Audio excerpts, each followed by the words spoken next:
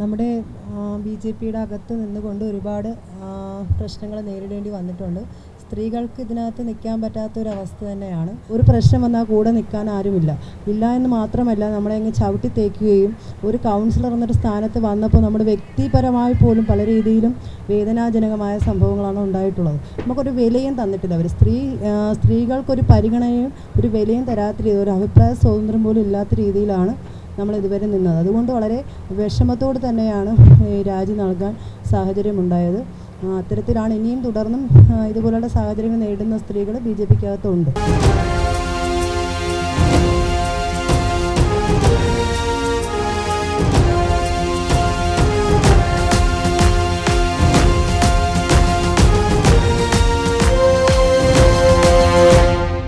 തെരഞ്ഞെടുപ്പിന് ദിവസങ്ങൾ ശേഷിക്കെ ആറ്റിങ്ങലിൽ ബി.ജെ.പിക്ക് കനത്ത തിരിച്ചടിയായി മാറിയിരിക്കുന്നു ബി.ജെ.പി വനിതാ ജനപ്രതിനിധികളുടെ കൂട്ടരാജി.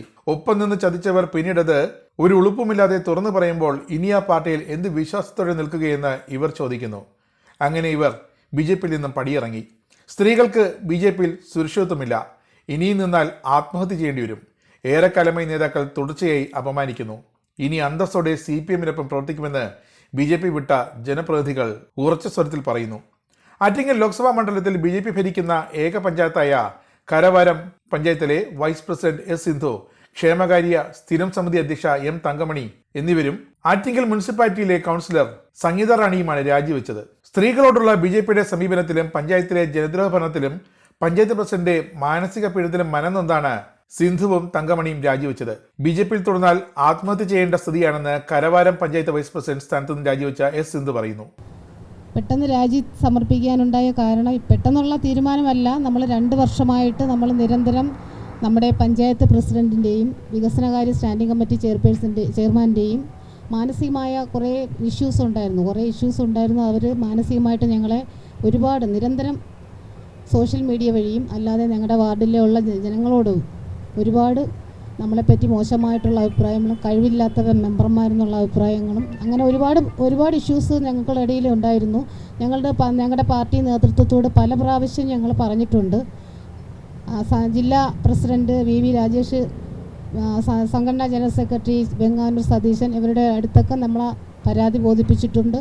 അപ്പോൾ ഞങ്ങളെ വിളിച്ച് സംസാരിച്ചതല്ലാതെ അതിന് വേണ്ടുന്ന ഒരു നടപടി ഇതുവരെയും അവരുടെ ഭാഗത്തു നിന്നും ഉണ്ടായിട്ടില്ല. സ്ത്രീ എന്നുള്ള ഒരു മാന്യത പോലും അവർ നമുക്ക് തന്നിട്ടില്ല.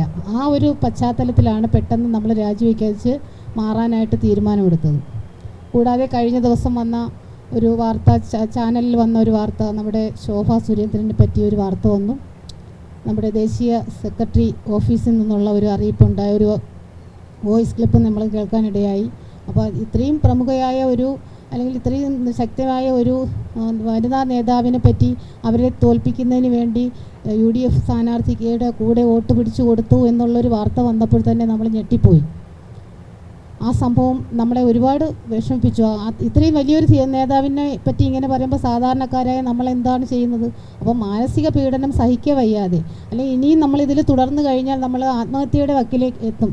അതുകൂടാതെ തന്നെ നമ്മുടെ സോഷ്യൽ മീഡിയ, നമ്മുടെ ഒഫീഷ്യൽ ഗ്രൂപ്പ് വഴിയൊക്കെ നമ്മൾ ആക്ഷേപിക്കുകയും ഞാൻ അതിനെതിരെ പ്രതികരിക്കും, പോലീസ് കേസായി. അങ്ങനെ ഇത് നമ്മുടെ CPM നേതൃത്വത്തെ ഞാൻ അറിയിച്ചു. അപ്പോൾ അവർ തന്നെ സഹായിച്ചു.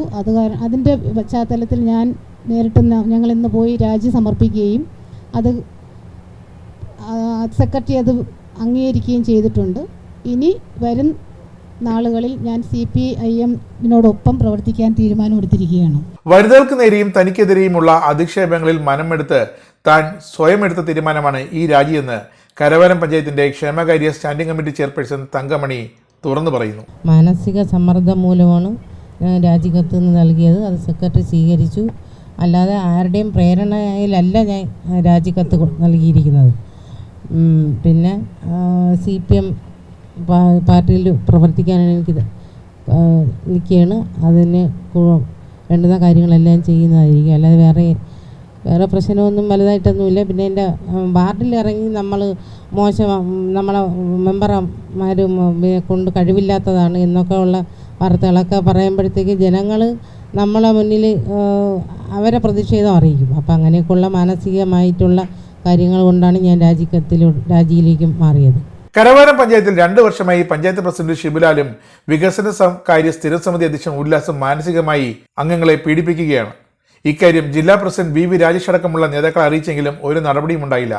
ആറ്റിങ്ങൽ നഗരസഭയിൽ 2 BJP കൗൺസിലർമാർ ദിവസങ്ങൾക്ക് മുമ്പ് രാജിവെച്ചതും ഏറെ വാർത്തകൾക്ക് ഇടം വച്ചിരുന്നു. വക്കം പഞ്ചായത്തിൽ BJPയുടെ പ്രധാന നേതാക്കളടക്കം പാർട്ടി വിട്ട് CPM-ഉമായി സഹകരിച്ച് പ്രവർത്തിക്കാൻ കഴിഞ്ഞ ദിവസം തീരുമാനമെടുത്തതും BJPക്ക് ചെറിയ അടിയൊന്നുമല്ല നൽകിയത്.